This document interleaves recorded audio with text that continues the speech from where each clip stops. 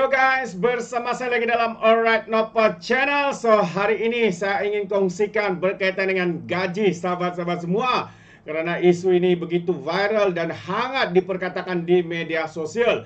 Terutamanya kenaikan gaji penjawat awam yang bakal diumumkan oleh Perdana Menteri kita pada hujung bulan ini. Kalau saya tidak silap pada 26 hari bulan Ogos atau 28. Jadi kita tunggu pengumuman daripada Perdana Menteri dan dikatakan hampir 40%, ya 40% lebih kenaikan gaji daripada penjawat awam.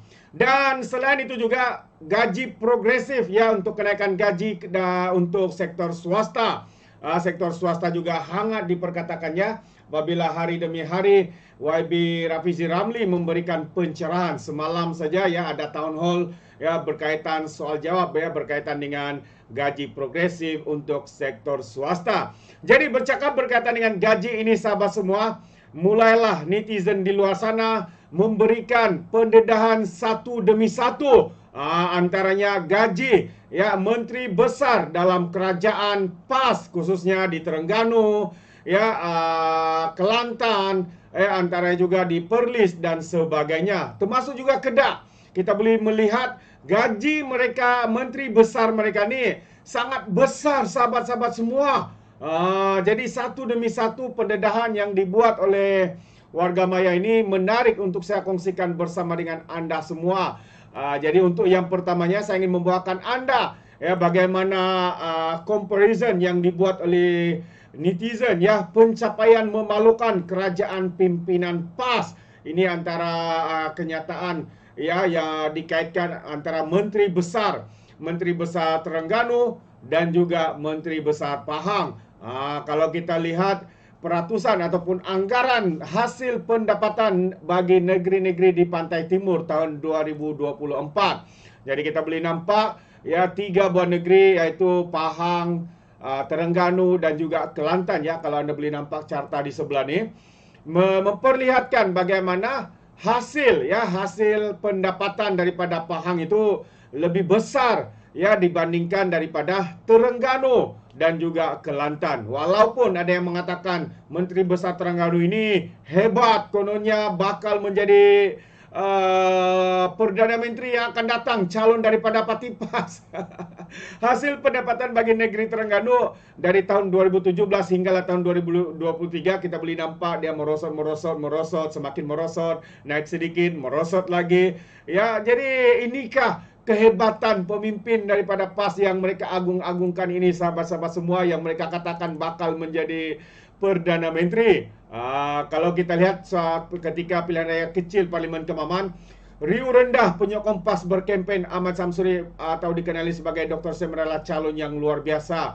Bukan saja sebagai Menteri Besar Terengganu, malahan juga dikatakan bakal menjadi Perdana Menteri Malaysia daripada Parti PAS. Entahlah katanya, sama ada nak gelak ke nak nangis mengenangkan nasib orang Melayu Islam yang mudah kena game dengan lebay-lebay PAS ini. Kononnya Dr. Sam merupakan golongan profesional dari PAS yang mampu mengubah PAS dari sebuah parti kampung ke persada politik kebangsaan. Cuba tengok graf yang disertakan, harap penyokong PAS boleh faham. Sebab ianya menunjukkan prestasi pendapatan negeri di Pantai Timur antara Pahang, Kelantan dan Terengganu. Graf ini adalah ringkasan data yang lebih mudah difahami sebab kalau min tulis panjang-panjang tiada maknanya. Tambahan pula Pak Walaun yang pemalas nak membaca. Unta Padang Pasir pun tak malas membaca macam Walaun. Aduh, Dr. Samsuri, doktor ini bukan baru sepanggal jadi sebagai MB Terengganu tapi sudah masuk 2 penggal. Jadi jangan jadikan alasan berikan masa kepada beliau yang masih baru. Dulu bolehlah kata sebab Menteri Besar Terengganu bukan dari golongan profesional, sekarang siap settle doktor lagi tapi masih gagal menjana pendapatan negeri yang hanya sekitar 249.07 juta. Jika setakat inilah saya pendapatan negeri yang dijana, silap-silap gaji penjawat awam pun susah nak bayar jika tiada usaha lain. Itu antara kejahatan daripada warga maya. Alasan Dr. Samsuri kononnya mudah, iaitu menyalahkan kerajaan persekutuan kerana tidak membayar wang ehsan petroleum bagi menutup kelemahan beliau dalam mengurus tadbir negeri Terengganu. Rakyat dimomokkan dengan wang royalti petroleum sedangkan sebenarnya adalah wang ehsan petroleum yang dibayar kepada mana-mana negeri yang boleh diberi pembayaran tunai sebanyak 5% untuk petroleum yang didapati dan diperoleh dalam jarak 3 batu nautika dari garis air. surut. Namun Petronas tidak pernah menyalurkan hasil petroleum secara langsung kepada Kelantan dan Terengganu selama ini karena kedudukan medan pengeluaran adalah terletak di luar 3 batu nautika dari garis air surut wilayah Kelantan dan Terengganu. Terbukti tanpa hasil wang esan petroleum, Dr. Sam tidak melakukan apa-apa bagi meningkatkan hasil negeri, hanya berpeluk tubuh selain merenggek-renggek meminta diberikan wang esan petroleum supaya dapat berbangga-bangga berbelanja mewah tanpa menyadari hasil Petronas adalah milik seluruh rakyat Malaysia dan bukan hak milik Terengganu sahaja. Takkan sebuku itu otak Dr. Sam untuk mencari idea bagaimana mengelakkan kebergantungan kepada kerajaan persekutuan melalui wang esan petroleum, katanya. Lihat saja Pang, sebaik saja keputusan pilihan raya yang ke-18 apabila menyadari kerajaan persekutuan diterajui Pakatan Harapan sementara Pang diperintah Barisan Nasional. Ya, mereka menyadari beliau perlu berdikari memerah segala usaha peningkatan kecakapan tadbir urus untuk mengurangkan keterisan selain idea baru menambah hasil pendapatan negeri menjadi sebuah negeri yang berdedikasi. Tahun 2019 dengan pendaftaran sekitar 840 juta, 2020 850 juta, 2021 866 juta dan terus melonjak 1 milion pada tahun 2022 dan 1.288 bilion untuk tahun 2023 tahun lalu. Jadi ini adalah perbezaannya bagaimana lemahnya pentadbiran yang ditadbir oleh kerajaan PAS ini. Mereka hanya memberikan alasan kononnya tidak diberikan wang petroleum, sedangkan kerajaan sebenarnya sudah pun memberikan wang esan kepada mereka, sahabat-sahabat semua. Itu berkaitan dengan Terengganu. Bagaimana pula dengan gaji Menteri Besar Kelantan lebih tinggi berbanding dengan KDNK negeri terbabit, sahabat-sahabat semua. Ini satu lagi carta ataupun statistik yang amat-amat memalukan kita. Kalau kita lihat gaji Kelantan 20,000, ya KDNK mereka pula sekitar 16,000. Macam mana pendapatan negeri mereka rendah dibandingkan dengan gaji menteri besarnya? Macam mana mau untung? Ya? Apabila diberi wang, apa yang mereka buat? Beli itu kereta mewah dan sebagainya. Apabila ditanya kenapa beli mewah kereta itu, Mercedes itu, karena Mercedes itu dikaitkan dengan dengan Israel dan sebagainya. Mereka pula mengatakan ada perkara yang tak boleh diboikot. Bukan itu saja, Kelantan, Terengganu juga, sahabat semua. Gaji menteri besarnya 30,000, ya, tapi KDNK per kapitanya kalau kita lihat 31. Waduh, hebat mereka ya. Perlis 20,000 gaji, 24 per kapita, KDNK per kapita. Kedah 22 gaji menteri besar, 26 KDNK per kapita. Waduh, hebat. Ya, ini apa sudah berlaku, sahabat-sahabat semua. Kalau kita lihat kerajaan Selangor, ya, gaji menteri besar 25, ya, 25,000 dan KDNK per kapitanya adalah 62. Ini baru kita bagi gaji, ya, tapi KDNK-nya besar. Kita tengok Pulau Pinang yang selalu dikatakan negeri DAP, negeri komunis, kata Walan Walauntin. Gaji menteri besarnya yang antara yang terendah 14,000 saja, sahabat semua. KDNK-nya per kapitanya 72,000. Jadi kita boleh nampaklah mana yang hidup mewah, mana yang apa. Dan kalau kita tahu sebagai gaji Perdana Menteri dalam skalenya adalah 22,000 sahaja, sahabat-sahabat semua. Ya, itu antara gaji yang sepatutnya diterima oleh Perdana Menteri kita. Tetapi kita tahu hari ini, ya, Perdana Menteri belum pun dia menerima gaji yang seperti yang saya nyatakan sebentar tadi. Ya, yang ada cuma hari ini adalah Perdana Menteri kita menerima allowance sebagai ahli parlimen di Tambun. Untuk gaji sebagai Perdana Menteri dan Menteri Kewangan nil, kosong, tidak menerima apa-apa. Gaji Menteri Besar Kelantan antara yang tertinggi berbanding dengan gaji Ketua Menteri Pulau Pinang.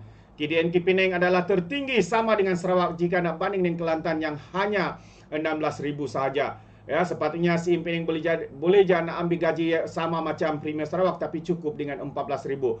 Terengganu lagi menarik hasilnya 86% mengharapkan wang esan kerajaan pusat berbanding 14% hasil cukai dan bukan cukai. Gaji Menteri Besar Terengganu antara ketiga yang tertinggi di negara kita. Wow, ini antara, ya, kehebatan, ya. pendedahan ini.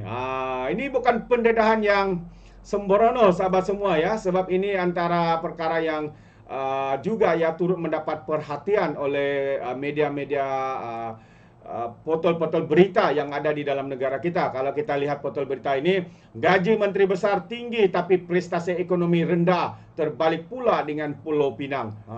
Itu antara perkara yang juga disiarkan dalam sebuah portal berita yang menyatakan gaji menteri besar Kelantan mencecah sebanyak 20,000 walaupun mencatatkan prestasi ekonomi terendah di Malaysia dengan KDNK per kapita pada tahun 2023 hanya 16,000 sahaja. Analisis kini Newslab mendedahkan gaji menteri besar Kelantan adalah 119% daripada KDNK per kapita negeri Kelantan. Angka itu sekaligus membuktikan wujud jurang besar antara gaji menteri besar dan prestasi ekonomi di ekonomi negeri di Malaysia itu. Sebaliknya dengan KDNK per kapita 72,000 lebih, ya, Pulau Pinang mencatatkan KDNK per kapita tertinggi di Malaysia pada tahun 2023, tidak termasuk wilayah persekutuan. Namun gaji ketua menteri negeri itu adalah yang paling rendah, yaitu sebanyak RM14,175 sebulan. Ini bermakna keadaan terbalik dengan Kelantan. Di sini gaji menterinya hanyalah 1/5 atau 20% daripada KDNK per kapita negeri menurut analisis itu lagi. Dan perbandingan juga mendapati Menteri Besar Kelantan turut melebihi gaji Menteri Besar Negeri 9 dan Ketua Menteri Melaka, biarpun masing-masing KDNK per kapita berjumlah RM51,709 dan RM53,922. Selain itu dengan KDNK per kapita RM41,902, gaji Menteri Besar adalah RM14,000. Jauh berbeza dengan laba bulanan diraih Menteri Besar Kelantan yang tidak sepadan dengan prestasi ekonomi negeri. Malah gaji Speaker Kerajaan Negeri Kelantan menyemai Selangor, iaitu RM15,000 yang merekodkan KDNK per kapita ketiga tertinggi di Malaysia. Hebat mereka sahabat semua. Betapa hebatnya gaji-gaji yang mereka dapat. Apa yang mereka buat?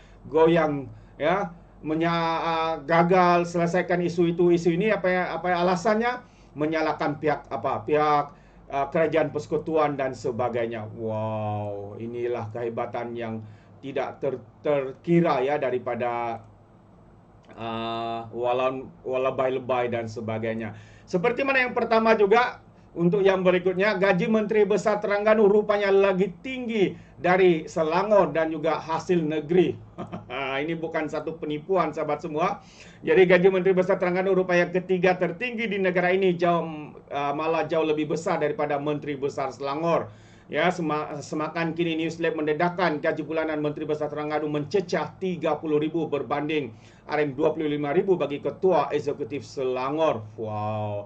Jumlah gaji itu pula tidak termasuk berbagai jenis allowance bulanan, termasuklah allowance perjalanan kerajaan dan lain-lain. Ironinya, keluar dalam negara kasar, KDNK per kapita bagi Terengganu hanyalah RM31,111 yang merupakan negeri keempat terbawah. Dalam masa yang sama, Terengganu mencatatkan jumlah keluarga miskin tegar kelima. Wow, ini satu lagi perkara yang mengejutkan kita sahabat semua. Apa yang dinyatakan bahwa ya keluaran dalam negara kasar per kapita bagi Terengganu hanya RM31,011. Dalam masa yang sama, Terengganu mencatatkan jumlah keluarga miskin tegar kelima tertinggi di Malaysia dengan seramai 7,257 keluarga. Tapi yang kaya raya, yang punya wang ringgit, gaji besar adalah pimpinan-pimpinan. Ya, secara keseluruhannya adalah daripada kerajaan PAS, Parti Islam se-Malaysia. Rakyat mereka hidup merana, air tidak ada, ya. Infrastruktur yang begitu teruk sama sekali. Dan jangan lupa sahabat-sahabat semua, sehingga ke hari ini, sejak Perdana Menteri kita dilantik menjadi Perdana Menteri yang sepatutnya menerima gaji RM22,000 sebagai Perdana Menteri, tetapi sehingga ke hari ini beliau, Datuk Seri Anwar, tidak menerima 1 sen pun dalam memegang jawatan sebagai Perdana Menteri. Begitu juga dengan jawatan sebagai Menteri Kewangan. Ya, apa yang diterima oleh Perdana Menteri kita hari ini adalah allowance, ya, allowance sebagai ahli parlimen saja. Dengan itu bersandarkan kepada itu sejalah Perdana Menteri kita. ya, untuk diguna pakai dalam seharian membayar itu ini dan sebagainya, ketimbang berbanding pula dengan menteri besar daripada kerajaan PAS yang begitu mewah sekali. Itu baru gaji ya, pokoknya belum masuk allowance. Kalau sudah masuk allowance apa dan sebagainya, mungkin mencecah sebanyak 60 ke 70 ribu sebulan. Itu gaji mereka, sahabat-sahabat semua. Namun apa yang kita boleh nampak, kegagalan demi kegagalan. Apabila gagal, siapa yang mereka salahkan? Perdana Menteri kita, Datuk Seri Anwar Ibrahim. Siapa yang mereka salahkan? Kerajaan Persekutuan. Sedangkan hakikatnya, sahabat semua, kegagalan itu adalah kerana mereka yang tidak mempunyai upaya, mempunyai skill dalam pentadbiran, mencari pendapatan, meningkatkan pendapatan negeri dan sebagainya. Hanya mengharapkan ehsan, wang daripada kerajaan persekutuan, bantuan ya daripada kerajaan persekutuan. Amat memalukan. Inikah yang dinamakan Kerajaan Melayu Islam yang dipimpin oleh Parti Islam se-Malaysia, sahabat-sahabat semua.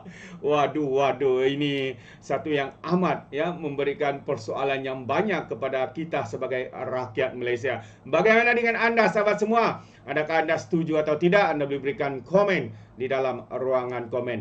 Jadi terima kasih. Izinkan saya untuk mengundurkan diri, dan seperti biasa peribahasa mengatakan, tapapun kangkap, dua ton keinginan. Dalam bahasa Melayu, tepuk dada, tanya selera. Sekian je daripada Alright No Channel. Kita berjumpa lagi. Bye-bye.